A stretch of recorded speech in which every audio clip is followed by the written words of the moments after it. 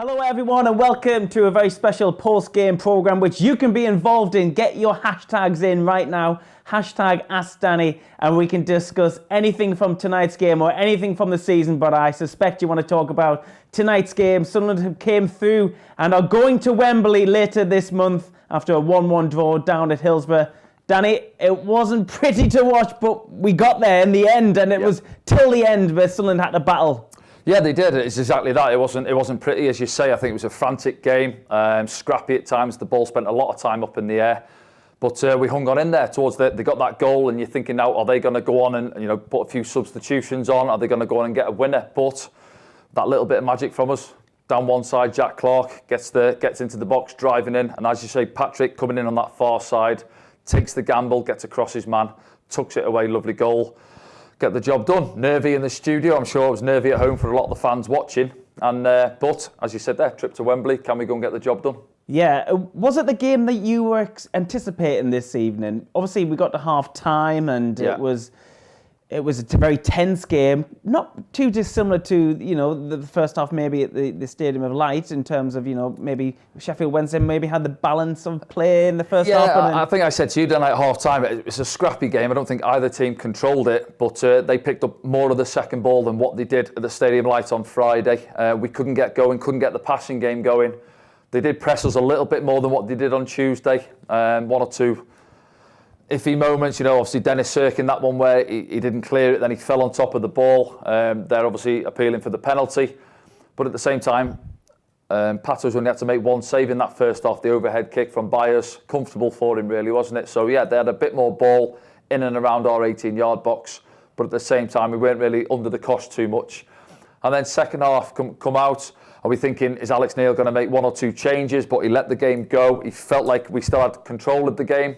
And then that little bit of magic from Barry Bannon. We know he's got it in him. Just that little clever pass just reverses it.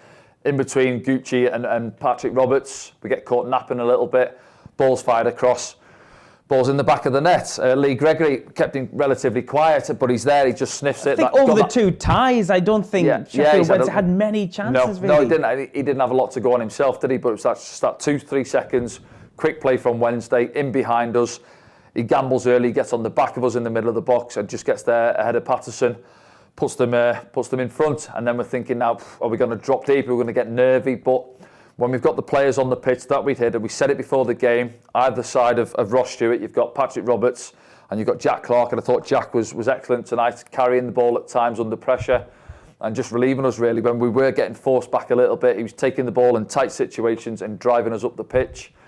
And like we said it before, when one winger's getting down the left, as it was there, it was Jack getting down the left.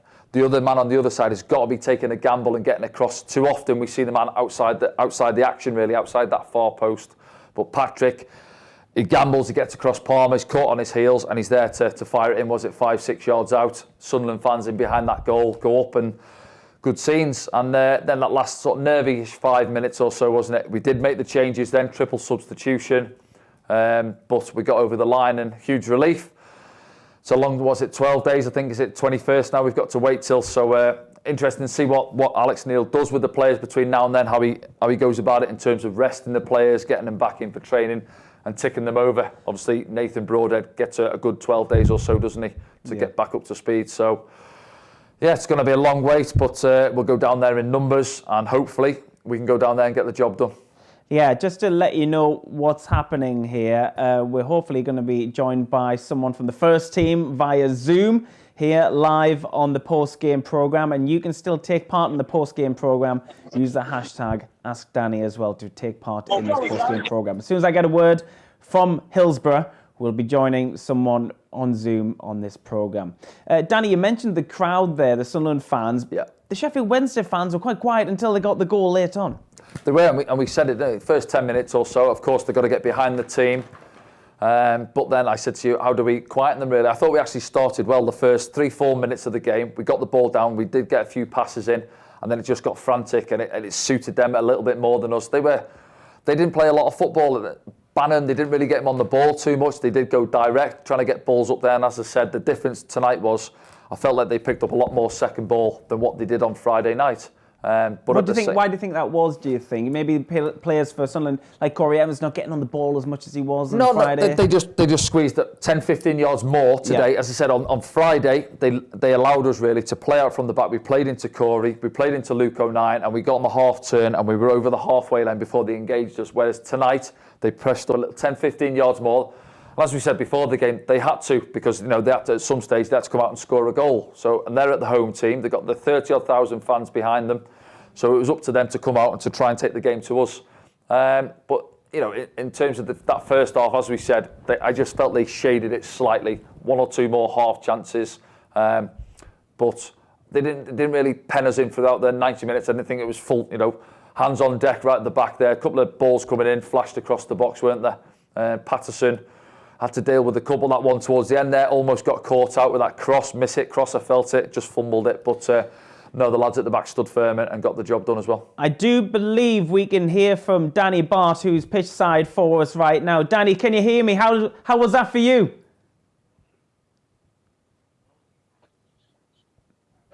Yeah, adherence, especially over the two legs when you take into consideration the attendances for both games. It was played at a real tempo, and we it really tested us all the way. And we've had a good habit this season of, when something goes against us, coming back and producing a goal at the right time. Yeah, Danny, as you say there, I think over the 180 minutes, both yourself and Bailey Wright have been outstanding back there. They've been quite direct, haven't they? Sheffield Wednesday shelled a lot of balls up top to Lee Gregory and the other lads, Berahino, in and around him. But I thought you've both come out on top, stood strong. And even when we conceded, at times where throughout the season, and naturally you do, don't you, where they get that goal back to the home team and you think now, are we going to get a little bit nervy, start dropping a little bit deep? But I felt we reacted well once they got that goal, got back on the front foot, and a little bit of magic from the lads up the other end of the pitch there to go on and get us that vital goal. Yeah, it was. And to be fair to Sheffield Wednesday, it was a goal quality that undid us, to be honest. As soon as that ball splits in between, I can't remember, our fullback or whoever down the side there, everyone else back on side. So we've obviously squeezed the box, cleared our boxes we have. But that big quality there, obviously a good goal from their part. But to respond like that in such a quick, after taking a punch like that, the lads got back up off the floor and did what they've done so many times. We've got so much belief in this group and dressing room that we believe that no matter what's put in front of us, we can come back and we can score whenever we need to. Yeah, you say that as well, Danny. I think you're looking at Gucci there and obviously Bailey as well coming off the pitch there with the war wounds, blood all over their shirts and stuff as well. But as you mentioned there, Barry Bannon, I do feel we actually kept him quite quiet, haven't we, throughout the course of the two legs. But it was that little bit of magic, he's got it, and he just threaded that ball, didn't he, in between Lyndon and Patrick. And as you say there, you're squeezing the box there, and Lee Greggy's just got that half a yard and got the goal. But ours was similar in a way, wasn't it? When Jack got down that left-hand side, we caught them out, and then we've just been saying there in the studio, that's where you want Patrick on the other side. He's gambling. He's getting himself in the box and he gets across. I think it was Palmer at the far side there. And he gets us that vital goal 5 yards out in front of the Sunderland fans as well, who were magnificent, weren't they, behind the goal throughout the course of the game. And what was that feeling like, Dan? Yeah, I think credit to Luke. He had a job to do over the two legs. And, we know how good Baz can be when he gets playing. When he gets on the ball, he does make Sheffield Wednesday tick. So, taking him out the game is... to, what was it, the 91st minute or whatever it was. That was a little bit of quality that he possesses to unlock our defence. But, you have to react and not everything's going to go to plan, and it hasn't all season. You know what I mean? There's been bumps in the road and as a group, you've got to be resilient enough to come back from that. Danny, absolutely excellent work this evening, Danny. All the best down at Wembley, and go and have a drink, I'm sure, in the dressing room with the rest of the lads. So that was Danny Bart joining us live on the post-game programme. Remember, you can get your thoughts in. Use the hashtag AskDanny on social media and we can discuss any of your points of view from tonight's game over the course of the season And what a season it's been so far, and Sunderland are proving that they really are going till the end, as the marketing message has been all week. Yeah, and we've had to, haven't we, since Alex Neil come in, just that one defeat, wasn't it? MK Dons, lads have responded magnificently, as we said there. I think that's 15 unbeaten now, including the 2 games in the playoffs, and it's needed to be, not just to get into the playoffs and then a cagey affair, isn't it, with Sheffield Wednesday there, and there's nothing between the 2 teams really over the course of the season when you look at the stats. And that's been the case really over the 180 minutes. But we've come out on top. But say the hard work still to come, isn't it? Got to go down to Wembley. I think most people will have us as the favourites. Contrasting styles really, but we've seen what they can do. We've seen it against MK Dons last night. They're a big, strong, organised unit, and it's going to be a difficult afternoon. But hopefully, as I say now, we've got some time to recover, assess who's got the bumps and bruises as we've seen this evening. But the lads will be up for it, I'm sure. Let's have a look at some of your thoughts now as we have a look at one of the hashtags on #AskDanny. This one's from Hugh. Thanks for getting in touch, Hugh. The question everyone wants to know is, could this be Sunderland's year, Danny? Well, it's got to be, hasn't it? You know, it's been far too long. It has to be. It's got to be. Surely, this time. 4th year of asking, getting out of this league. You know, couple of playoff failures. So it's got to be the time. I think, you know, the graft we've put in, and we've said it where in the previous campaigns, really, we fell away from automatics at the last hurdle, really, and it's been like second wind, hasn't it, at that second opportunity with the playoffs. But this time, if we're honest, we fell short of automatics long before, you know, the end of the season. But we've built up momentum in terms of in the playoffs, even though it did go down to the last couple of weeks. But we finished strong, as the other 3 teams have done, to be fair, in the playoff places. But you know, we've come through that under the new manager coming in. We've looked solid throughout his time in charge so far. That 3 goals conceded, I think, is in 8 away games. So you can't argue with that record. And then at the other end of the pitch, I just feel that, you know, with the players we've got in there, you look at the lads who are coming off the bench as well tonight. Even Elliot Embleton didn't get on. You know, Dan Neil, these other lads in the squad. So we know we're going to cause teams problems, and especially if it does become an open game, then we've got lads who can capitalise and cause problems. I wonder if we have another one we can look through.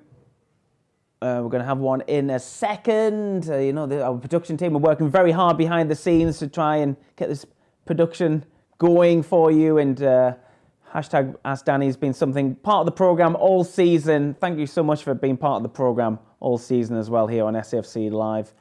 Danny, you predicted 1-1 at the start of the evening. Came true, but maybe not in the fashion you thought was going to happen. No, you threw it on my toes, didn't you? And I thought I didn't really want to give a prediction. But yeah, I went for the 1-1 and I said we'd shade it 2-1 overall, didn't I? So, but I don't bet. I just felt, you know, you look at the 2 games in the league where there was, 8 goals in those 2 games, but just coming into the playoffs and it's just that edgy nervousness about it. And, you know, I've just said it there, there's not been too much to call between the 2 sides.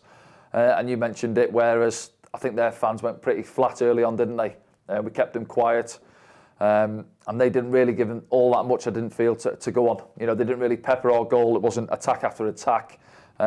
You always felt we were in the game and we were going to have that opportunity on the counter-attack, and that proved to be the case. Let's have a look at another one then here on the post-game programme. This one is from Jack. Thanks for getting in touch, Jack. What is Alex Neil telling the lads in the dressing room?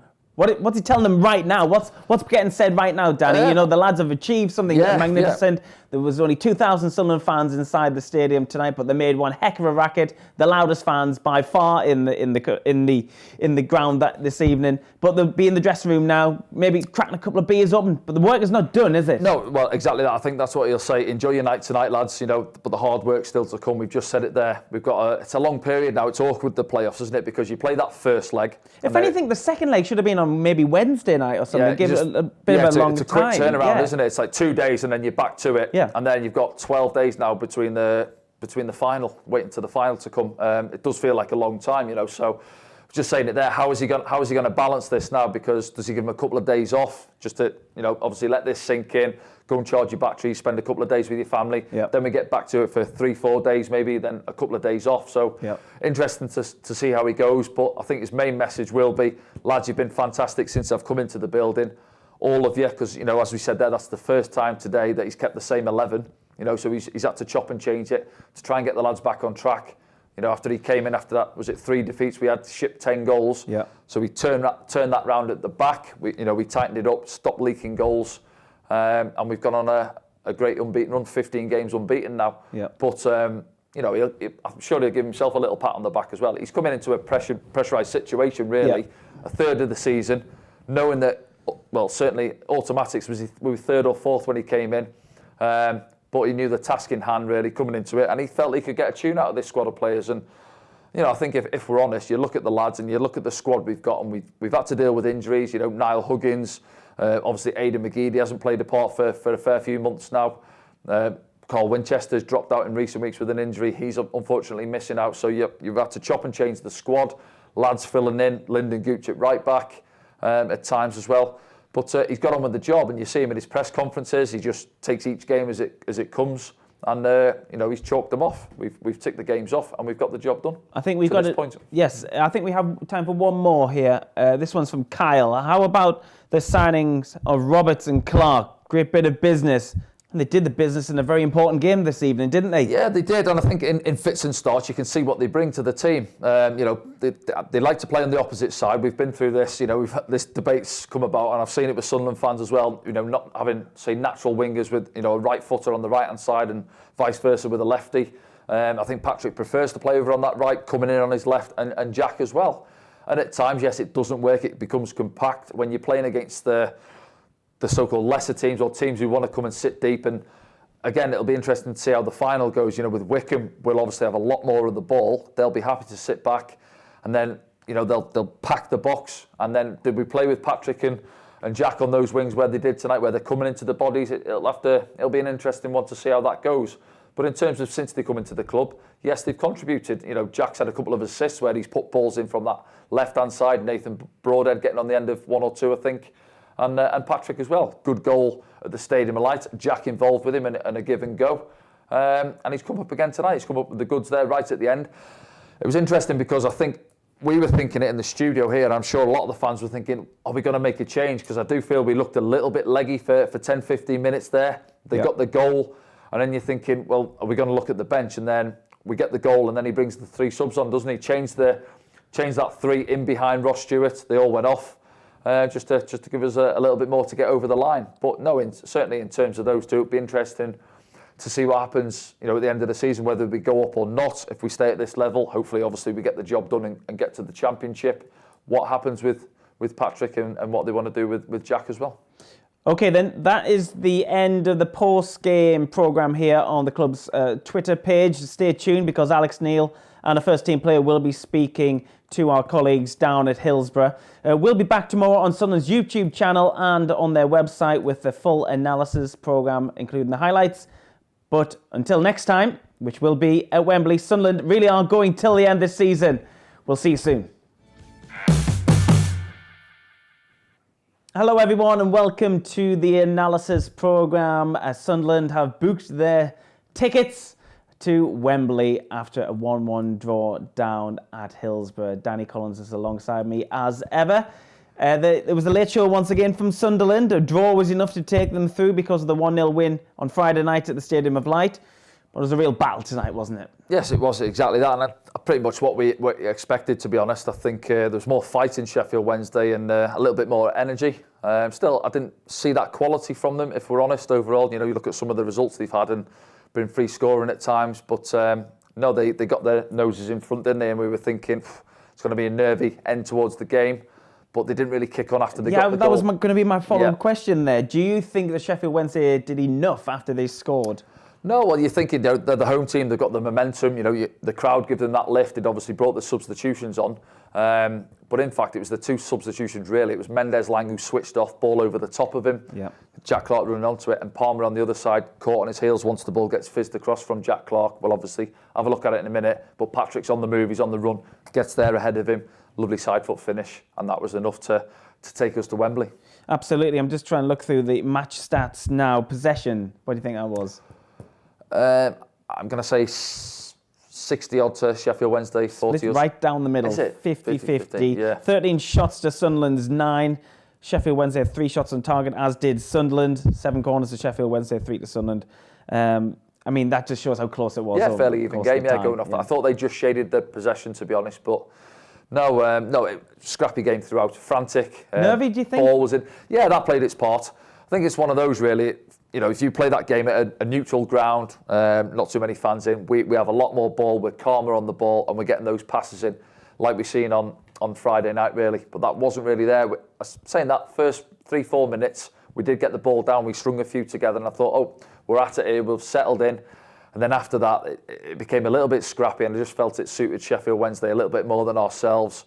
And then we couldn't really get those 10, 15-yard passes going throughout the evening, to be honest. But the work rate was there, the desire was there. As you see there, you see Bailey Wright coming off, blood down his head, cut on his eye. Lyndon Gooch obviously clattered into Hutchinson. Hope he's okay, by the way. He took a nasty one, had to go off. But Lyndon covered in blood. So it was a real battle, and that's what you expected. There's, you know, what's at stake for both sides. They're two big clubs at this level.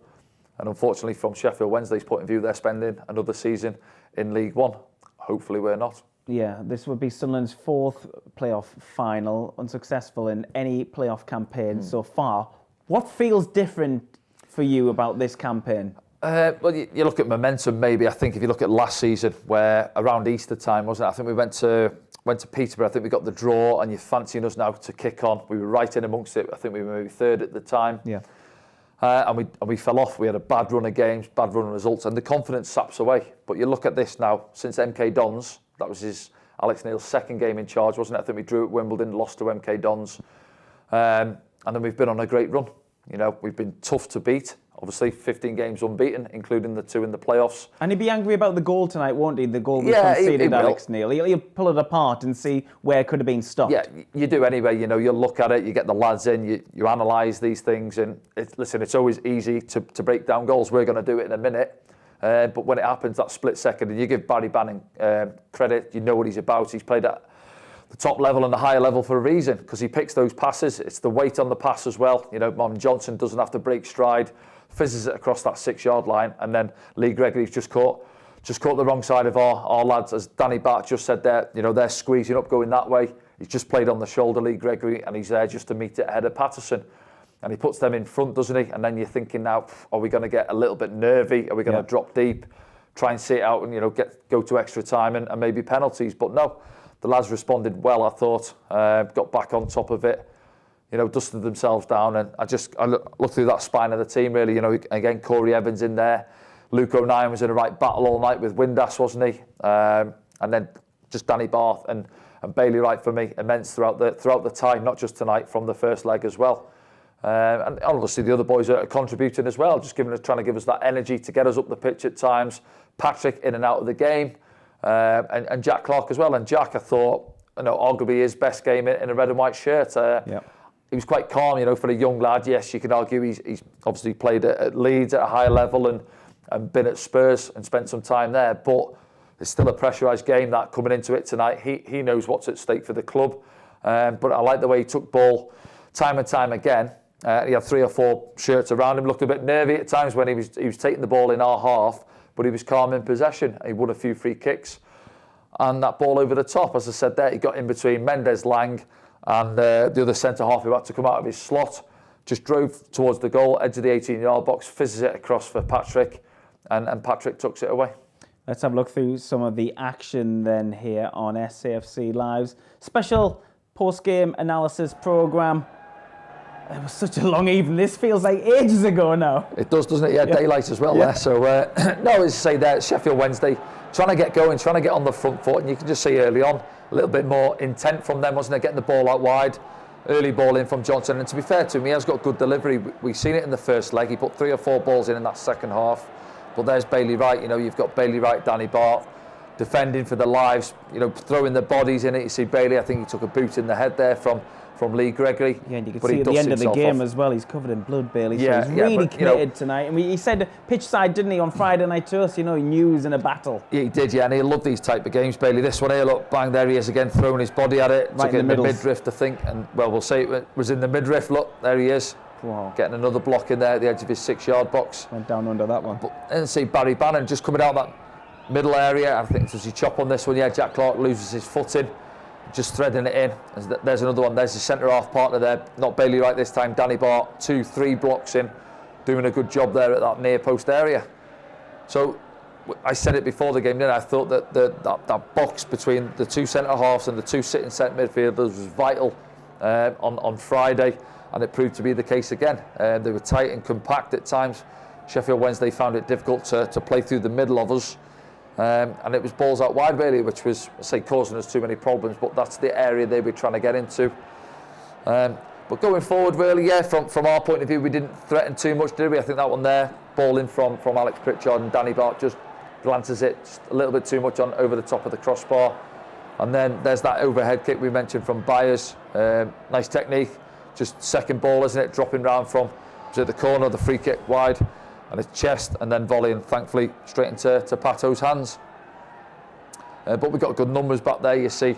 And the lads know what's at stake. We said it there, they're having to put the hard yards in, doing the ugly side of the game. Luke O'Nien throwing his body in at times and getting in the way of things and trying to slow things down as well at times. You know, we've said it throughout the season, haven't we? Where feel aggrieved Sheffield Wednesday. Yeah, let's just have a look at that one there where Dennis doesn't get the connection on the first one. And they're thinking, is it a penalty? But he just dives on top of it, doesn't he? Almost throws his head on top of the ball. I don't think it is a penalty. Doesn't do enough. Is it on Windass, that one? But no, they were asking for the penalty, but I don't think it was. This one here, Barry Bannon puts another ball in. Second phase drops down, and we managed to get that one clear as well. So at times, yeah, this is where I felt they were shading it, because they did spend more time in our half, in our final third, than what they did on Friday night, certainly. But nothing really clear cut from their point of view. Where no one-on-ones really with Patterson. Is Jack Clark now just going through the gears, skipping past one or two? As I said there, that's where you see Jack when he's driving at players. Thought he could have maybe got a shot away there, but comes back out, just rolls it across the box to Patrick, catches it really well, but unfortunately, yeah, he's looking for that far corner, but it's a comfortable one for Peacock Farrell down to his right-hand side. But that's what you want to see from Jack Clark, confidence, driving. You see 2 or 3 lads chasing him around the park really, and he just lends it to Patrick, who gets a good strike away. It's a sign of obviously things to come, which led to the winning goal. Yeah. Obviously the winning goal over the course of the tie. Patrick thinks it's a handball. Yeah, we were not sure on that one, were we? Because his arm is outstretched a little bit, and you could argue Patrick's 3-4 yards away when he gets the strike away. Referee doesn't want none of it. And then here we are again, you know, balls are coming in, we're a little bit deep now, and 2 or 3, that one pretty much like Danny Bart. When you're sustaining pressure like that, Danny, what's it like in the box? Are you all talking to each other? You all got a hold of each other's shirts? You're telling each other, come on, hold the line? Yeah, as the centre-half, as the voice back there, you're trying to squeeze the lads up, don't drop too deep. It's easier said than done, by the way, because you get a little bit nervy, you're looking at the clock as well, and you're seeing what's happening. And you are trying to squeeze up, you're trying to get tight, you make sure the lads are locked on tight to the man, contact, and nothing silly, but trying to get first contact on it. And that one there, so it's a lovely ball, fizzed across, wasn't it? And it just fizzed across. Lyndon had that one with a header early on, didn't he, which went behind for the corner. And this one, it's just fizzed across. Was it Jack Hunt, was it, fizzed it across? Or not sure at the bottom of the picture there. And thankfully it comes off Lyndon and goes behind for the corner. But you see time and time again, and we've said it all season really, Ross Stewart, he comes back for corners, helping out, and he's in that sort of 6-yard space just to come back and head balls, and you see time and time again, he gets first contacts on the balls. And that one there comes back, and there's that clash of heads there. Look, it's a nasty one, isn't it? Behind Lyndon, just goes straight into Hutch. Accidental, of course. And unfortunately for Sam Hutchinson, he went off looking a bit jaded, a bit groggy, and blood all over his face, but I think hopefully he'll be okay. And here's that goal now we've talked about. It comes out to Barry Bannon. Is this the most important piece of the goal, that ball there? Well, it's 3 things really. It's the vision from Barry Bannon, it's the movement from Johnson in behind Patrick Robertson and Lyndon Gooch, and it's the movement in the middle as well from Lee Gregory, who's managed to steal a yard on the centre halves in the middle of the box. So it's a combination of all 3 what's needed to create the goal. You see there, can Pato maybe gamble a little bit? He doesn't want to get done at his near post, but you've got Marvin Johnson, who is left-footed. He is going to pull it away. But what is it, 6 yards out? I think it's the pace on the ball which favoured Gregory, to be honest, and he's got there just ahead of Pato. This one here, Alex Pritchard trying to shift it half a yard, and I think it takes a little nick. You can tell by the dip on the ball after it. I think it was Story, the defender, but ref give the goal kick. This one's unlucky there. Ross just cushions it into Jack Clarke. Another 5 yards on that. Defender's in trouble. You can see now he's a bit flat-footed. He's on the stretch, and he just manages to tow it out of play ahead of Jack Clarke. But here it is now. Here's the all-important goal. Ball over the top. It's a flighted ball. I think Mendez-Lang's a little bit lazy, not tracking back. And he goes on the outside as well, Jack Clarke. He does. Story has to come out of the middle. But by the time he gets there, as you say, Jack's driving him back towards the box. And look at the reactions there. Just have a look back, because we've said about Jack, more often than not, he cuts in, but he does go on that left foot. And you want your man on the other side, driving in across the box. Gets a yard on Palmer at the far stick. Just have a look at... I'm looking in the middle there.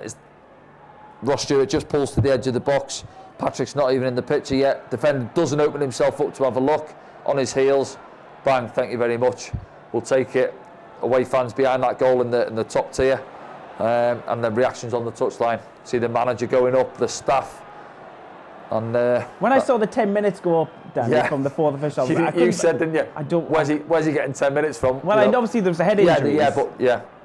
But what was it? I think it was at 93, 94 when we scored. 93. So we've still got another 5 minutes or so after they've scored. We hadn't made any subs at that point. No, either. We hadn't. No, but as soon as we scored, he made all three, didn't he? Yeah. The three in behind. Ross, Jack comes off. Obviously sets the goal up. Patrick comes off, and Alex Pritchard comes off, and it freshens up. Fresh legs coming on, but we got over the line. Final thoughts, Danny, as Sunderland, set off in our adventures to London? There's going to be a lot of talk now, isn't there, between the starting line-up, who's going to be fit. I think, it's vital that Nathan, he'd come on for 5 minutes at the end there, a couple of touches, but he'll be... Time on our side now. Time on our side, we've said that it is a long gap, and you do want the game to come around, really, but if you're looking at it from that point of view, I think we get Nathan up to speed, big plus for us. Whether that then comes into Alex Neil's thoughts in terms of his starting 11, what formation he wants to go, because I think if we haven't really got Nathan fit, do we really go with the two up top? It might go back to a 3-5-2. So I'm sure that's something they look at straight away, and so you try and edge him back into it and get him up to speed. But in terms of, I think it's what comes into play. What do we do between now and then? 12 days really. When do we travel down? Do they go 2 days before? Really give the lads a little look at Wembley. Training sessions down there, so you're not travelling too much a day before the game. All these things come into play. Does he give them a couple of days off, spend it with the families, try and maybe take their mind off football, because it has been a full-on period, hasn't it, since the manager came in. Not just in terms of the football, but psychologically and that mental side of the game as well. The amount of games we've had to play and fighting our way to get into the playoffs as well. So maybe give them a couple of days off with their families back home and then get back to it. Danny, thank you so much for this evening. We don't know what we're going to be doing next, but we know one thing for certain, and that is Sunderland are heading to Wembley to take on Wycombe Wanderers for a place in the Championship. Thanks for being with us once again. Sunderland, keep going till the end.